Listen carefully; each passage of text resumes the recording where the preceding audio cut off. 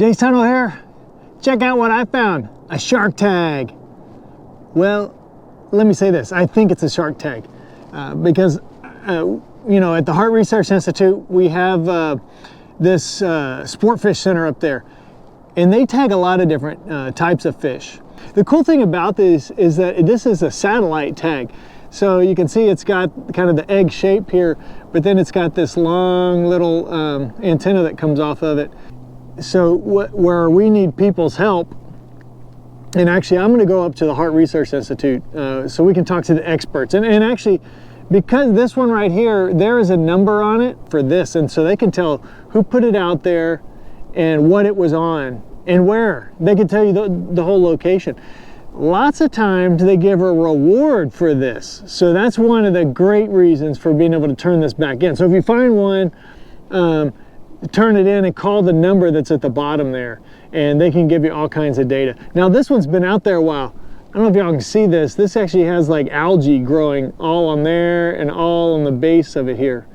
So I'm assuming that these things, well, I guess depending on how long it's floating out there.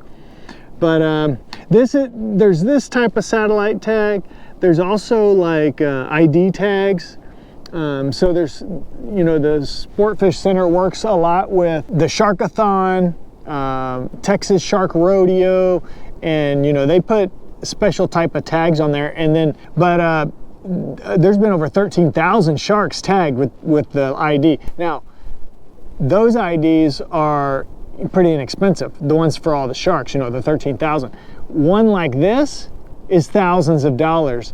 So you don't find these that often. Okay, so let's go up to the Heart Research Institute and talk with the folks up there to see where this came from, if they put it out there, if they didn't, who did, because they have a network of people all over the United States and actually outside of the United States that tag these.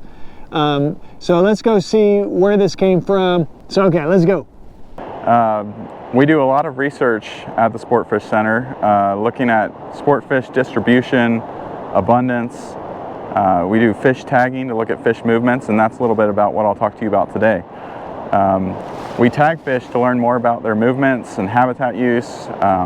Some of the fish, you know, we tag, like redfish, may not move as far, but we also are tagging out offshore, tagging billfish, cobia, snapper, and other species that might move a little bit further. And so with those types of tags and with those types of fish, we're using different types of tags that have different advantages and disadvantages and let you track fish over short distances or across anywhere in the whole entire world. There's three primary types of tags that we use. The simplest is a dart tag, or some people call them spaghetti tags. But basically these get darted into the backs of a fish, and to get any data where the fish moved, it has to be recaptured and reported by an angler or a commercial fisherman. But these get put in the fish. You don't get any data unless the fish is recaptured. So these are the simplest, the cheapest to put in these fish. The next tag, a little bit more sophisticated, is an acoustic transmitter. Just this little black cylinder here. They come in different sizes. The smaller the tag, the less battery life, but you can put it in a smaller fish. The bigger the tag, these could be bigger. You could put them in a fish and they could last several years. But to detect these tags, you have to have an array of acoustic receivers that are out attached to pilings or buoys that are listening 24/7 for fish that have these transmitters in them. We typically put these in with surgery. When the fish swim by, those receivers detect the fish. And then for fish that move really long distances that we're not able to track with the dart tags or acoustic transmitters as easily, we have satellite tags. And so you've probably seen these on Shark Week. This is a spot tag. It's a type of satellite tag. Useful for sharks primarily, but wherever there's a rigid structure like a dorsal fin of a shark, this can be attached to the shark. And whenever this tag breaks the surface, these copper wet-dry sensors tell the tag it's dry, and then it transmits up to the satellites. And we can sit at our office and get in almost real time the location of the fish wherever they travel, anywhere in the world.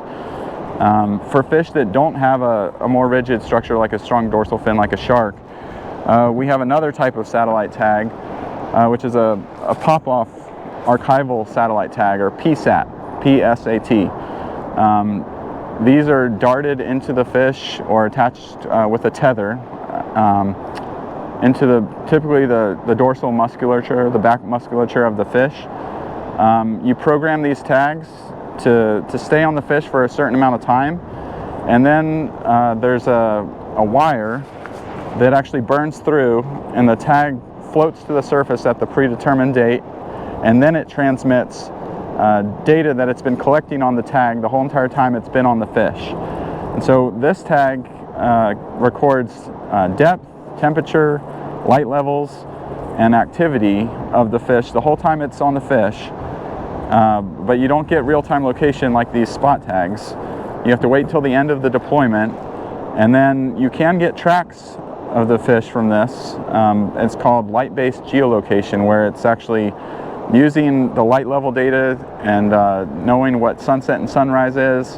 When they float up, they transmit data, but it's summary data, it's summarized, so you get more coarse resolution on the data that's recorded on the tag. And so it's all very important for horizontal movements with the tracks, but also vertical movement, depth use over time, you know, with moon phase and all kinds of things you can look at when you recover these tags. And so sometimes they float up on our beaches, and we need to go and you know, find them to try to get that archive data.